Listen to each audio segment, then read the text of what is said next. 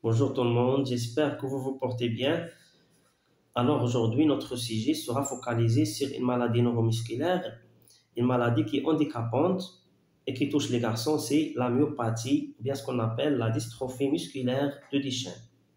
Alors, c'est quoi la dystrophie musculaire de Duchenne? Tout simplement, il s'agit d'une maladie génétique qui provoque la dégénérescence progressive de l'ensemble des muscles de l'organisme. Cliniquement, il existe plusieurs formes cliniques. Il y a des formes euh, qui sont sévères, comme la myopathie de Duchenne. Il y a des formes qui sont intermédiaires. Il y a des formes qui sont moins graves, telles que la myopathie oculaire et la myopathie oculopharyngée, etc. En ce qui concerne l'évolution de la maladie, généralement, on peut parler de deux grandes formes. Donc, on a deux formes cliniques. C'est une classification selon l'évolution de la maladie. On a une forme qui est rapide, c'est ce qu'on appelle la myopathie de Duchenne, et il y a une forme qui est lente, c'est ce qu'on appelle la myopathie de Becker. Alors, pour la première forme, c'est la myopathie de Duchenne, c'est une forme qui est très rapide, elle touche les garçons à partir de 12 ans, 3 ans, elle se caractérise par une évolution qui est très rapide, et elle débute par un retard de développement moteur et notamment l'acquisition de la marche. Donc, il y a un problème, l'acquisition de la marche, il y a un retard, l'acquisition de la marche, et les patients qui souffrent de cette maladie se présentent avec une marche qui est pathologique. On parle d'une marche qui est dondénante. On dit une marche dondénante, ça veut dire une marche sur les orteils. D'accord? Ils ont tendance à chuter fréquemment et cela provoque bien sûr des traumatismes et des fractures. Pour la deuxième forme, c'est la forme lente, c'est ce qu'on appelle la myopathie de Becker. Dans cette forme, la fatigue et l'altération de l'état général et la faiblesse musculaire et tous les symptômes apparaissent plus tardivement, ça veut dire vers l'âge de 12 ans, 13 ans presque, et l'acquisition de la marche, ça veut dire le patient peut acquérir la marche vers l'âge de 15 ans. Alors, on passe maintenant à la symptomatologie. Bien sûr, il y a plusieurs symptômes qui peuvent apparaître en fonction du stade de la maladie et en fonction de la forme clinique. Et généralement, les myopathies laissent des conséquences néfastes sur l'organisme. Et parmi ces conséquences, ce sont les problèmes orthopédiques. Les problèmes orthopédiques qui arrivent le plus souvent suite à un déséquilibre de force entre les muscles les plus touchés et les muscles les moins touchés. On trouve par exemple un pied équin, l'équinisme, donc un pied équin qui arrive suite à une faiblesse des releveurs et une rétraction des tibiales postérieures et solaires. On trouve aussi un fléchissement au niveau des genoux avec une rétraction des ischio-jambiers et une faiblesse des quadriceps. Au niveau de la région pelvienne, on détecte un fléchissement au niveau de la hanche et pour le membre supérieur, lors de l'examen de notre patient, on fait un bilan morphologique et on détecte un fléchissement au niveau du coude et un fléchissement au niveau des poignets, au niveau des doigts. Quoi d'autre? Aussi, parmi les complications de cette maladie, ce sont les déformations rachidiennes, les déformations rachidiennes, que ce soit sur le plan sagittal et frontal. Donc, la myopathie donne automatiquement une scoliose, la scoliose qui arrive, qui s'installe progressivement suite à une faiblesse des muscles postérieurs, les muscles qui se situent au niveau de la face postérieure du tronc. D'accord? Ce sont des muscles qui doivent être contractés en permanence pour garder le redressement de la colonne vertébrale et garder la morphologie de la cage thoracique et la morphologie des rachis. D'accord? Les muscles comme les érecteurs des rachis et les stabilisateurs de l'omoplate, etc. D'accord? Donc, la faiblesse de ces muscles va influencer sur la morphologie des rachis. Il y aura une scoliose, il y aura une hypercyphose dorsale, une hyperlordose lombaire, etc. Quoi d'autre? Aussi parmi les conséquences de cette maladie, ce sont les problèmes respiratoires. Et précisément, là, je parle de la forme rapide, ça veut dire la myopathie de Duchenne. Tous les patients qui souffrent de cette maladie vont développer ça veut dire un syndrome restrictif. Vous connaissez le syndrome restrictif. Normalement, on a un syndrome restrictif et un syndrome obstructif. C'est quoi la différence? Le syndrome restrictif, c'est quoi? Tout simplement, c'est une restriction de la capacité pulmonaire totale. Ça veut dire quoi? Ça veut dire une diminution du volume d'air dans les poumons après une inspiration. D'accord?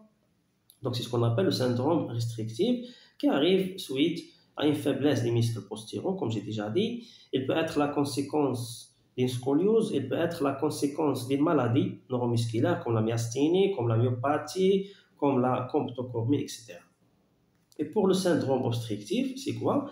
Tout simplement, c'est une diminution du calibre des bronches. Lorsqu'on parle par exemple de l'asthme, lorsqu'on parle de l'emphysème, lorsqu'on parle de la bronchopneumopathie chronique obstructive, etc.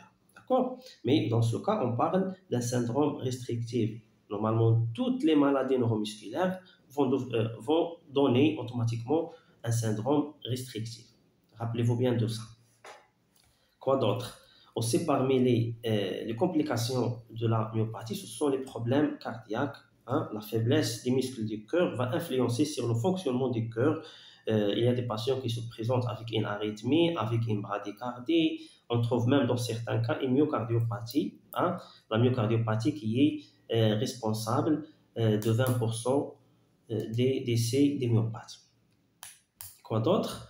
Aussi, parmi les complications de cette maladie, ce sont les troubles sphinctériens, hein, bien sûr dans les stades avancés, les troubles sphinctériens, que ce soit physical et aussi anorectal, et aussi parmi les problèmes qu'on peut trouver, ce sont les troubles cognitifs, les troubles de comportement et les problèmes psychologiques.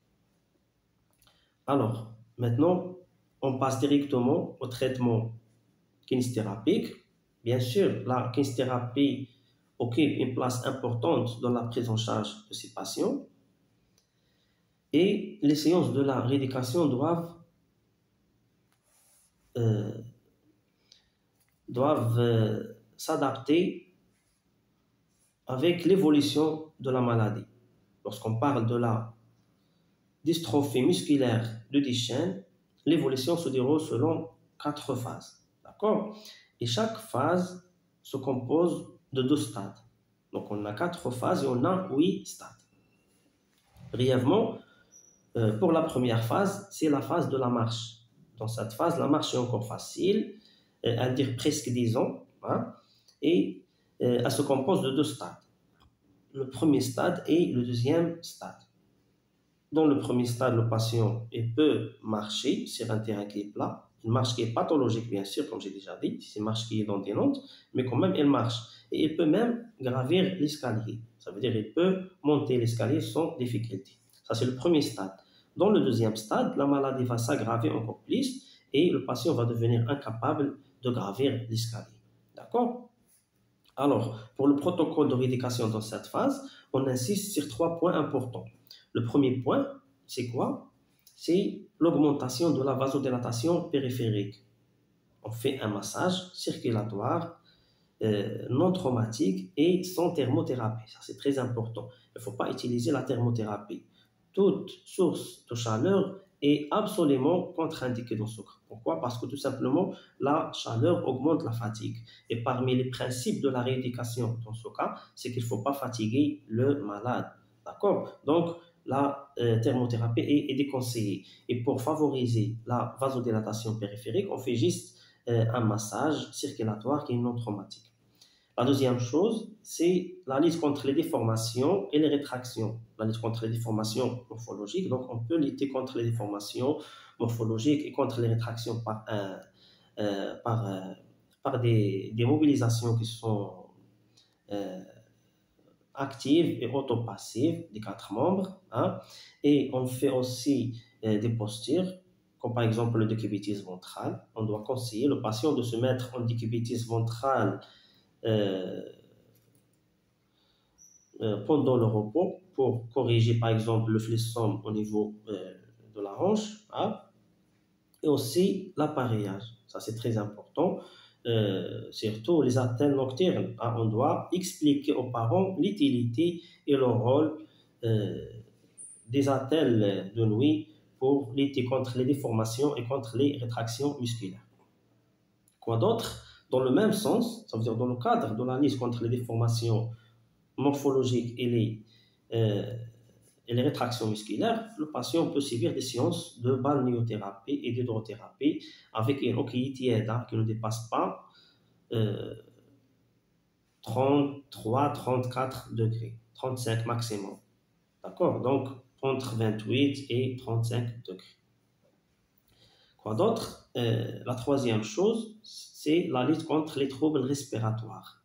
Les troubles respiratoires, on a déjà dit tout à l'heure qu'il y a un syndrome restrictif, donc le patient doit subir des séances de la kinésithérapie respiratoire et les séances de la kiné respiratoire doivent être focalisées sur la gymnastique respiratoire, les exercices de l'ampliation thoracique et le renforcement diaphragmatique, etc.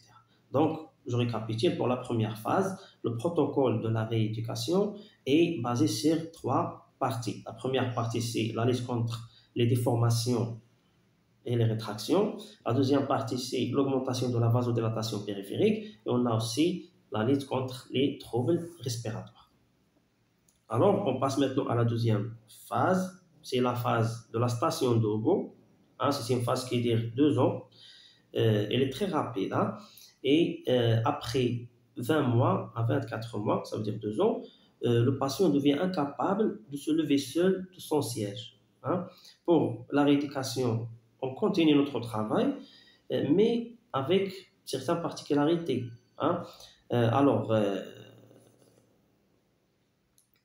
On insiste sur l'appareillage. Donc, le patient doit utiliser des attelles pour faciliter la station de repos et la marche, comme par exemple les attelles chiropédieuses. Quoi d'autre? On peut utiliser les ondes courtes sur les tendons qui sont rétractés, c'est très important aussi.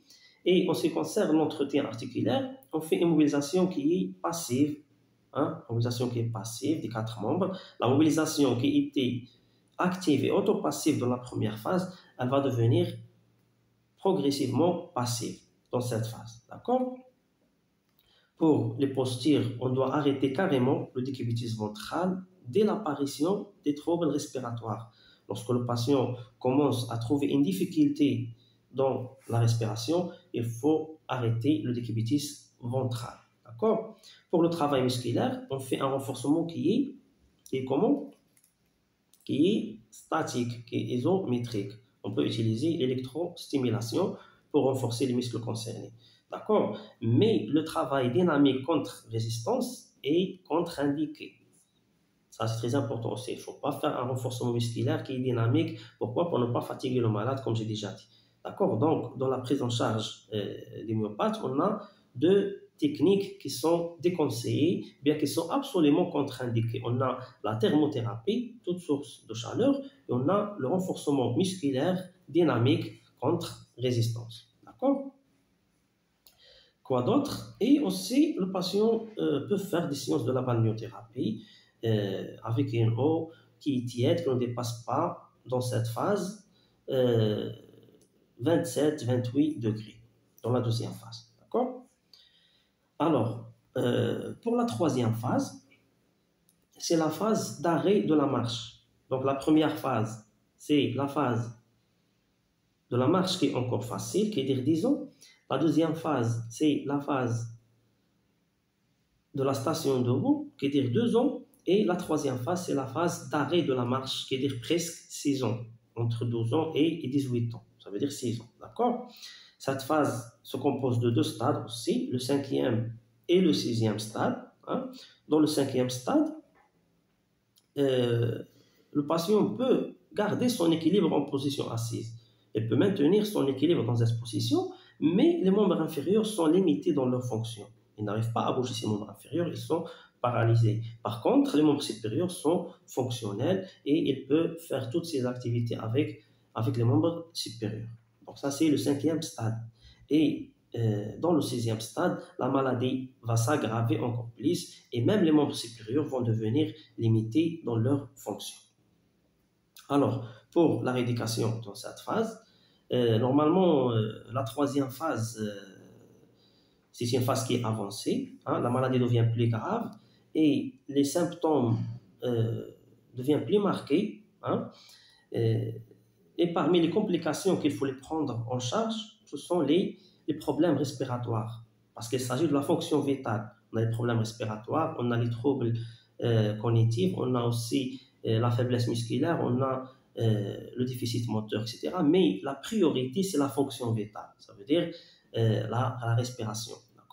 Donc, on fait des exercices de la kinésithérapie respiratoire, les exercices de l'ampliation thoracique, etc. Et aussi l'éducation à la toux et à l'expectoration. Hein, on fait des séances de drainage bronchique dès l'apparition des premiers signes d'encombrement. D'accord? Quoi d'autre? À part la kinésithérapie respiratoire, il faut verticaliser le patient. Donc, la verticalisation doit être quotidienne à l'aide d'un appareillage. Donc, ça, c'est très important. Donc, dans toutes les phases, on constate l'importance et l'utilité et le rôle qui est important de l'appareillage. D'accord? Donc, l'appareillage, c'est l'élément capital de la prise en charge des myopathes. Dans la première phase, on a parlé de l'appareillage de nuit, les attelles nocturnes. Dans la deuxième phase, on a parlé des attelles qui doivent être utilisées pour faciliter la marche et la station debout. Et aussi, dans la troisième phase, le médecin traitant doit prescrire des attelles pour maintenir la station debout et pour faciliter la marche. Et aussi, il peut prescrire des corsets anti-scoliose, bien anti-syphose, etc. en fonction de l'état de chaque patient. D'accord? Ça, c'est très important. Donc, il faut verticaliser le patient, une verticalisation qui doit être quotidienne et on peut même le verticaliser solo. Ça sera bénéfique pour le patient. Quoi d'autre? S'il y a des troubles sphinctériens, on peut les traiter hein, parce qu'on est dans un stade qui est avancé. Donc, pour les troubles sphinctériens, on peut utiliser par exemple le protocole de Kegel, mais c'est très difficile hein, parce que le protocole de Kegel nécessite la participation des patients. Si le patient est dans un état qui est critique, qui n'arrive pas à bouger, donc on utilise le biofeedback pour renforcer les muscles des planchers pelviens. Donc, généralement, on traite les symptômes dans cette phase. Pour la quatrième phase, c'est la phase finale. Hein. Dans cette phase, on a deux stades qui sont les stades gravataires et le patient est dans un état critique, il est toujours alité, il peut être hospitalisé dans un service de neurologie ou bien de neurochirurgie, ou bien il peut être hospitalisé en réanimation, il peut être sous ventilation artificielle, hein, la ventilation invasive, que ce soit l'intubation ou bien la trachéotomie. Et donc, dans ce cas, le kinésithérapeute intervient pour faire des séances de kinésithérapie respiratoire, des séances pluriquotidiennes, d'accord? On fait des techniques qui sont douces, comme l'accélération des flux expiratoires, et après, on doit provoquer la toux au niveau de la fourchette sternale, et après, on doit aspirer les sécrétions à l'aide des sondes d'aspiration. Hein, donc, on fait une aspiration qui est bronchodirigée. Sinon, s'il est intubé ou bien trachéotomisé, l'aspiration sera plus facile. Et aussi, on doit lutter contre les complications de décubitus parce que le patient peut être alité dans ce cas, comme par exemple la prévention contre les escarres, etc. Donc, généralement, pour conclure, la myopathie, c'est une maladie qui est très grave, qui est très difficile, qui est mortelle et sa prise en charge est très lourde. Et pour le rôle de la kinésithérapie, c'est un rôle qui se diffère selon les phases. Hein. Le protocole de la rééducation de la première phase est différent par rapport à celui de la deuxième phase et par rapport à celui de la troisième phase, etc. D'accord? Et bien sûr, la prise en charge de cette maladie nécessite un travail multidisciplinaire. À part le kiné, bien sûr, il y a le psychologue, bien sûr, il y a l'ergothérapeute et le suivi médical.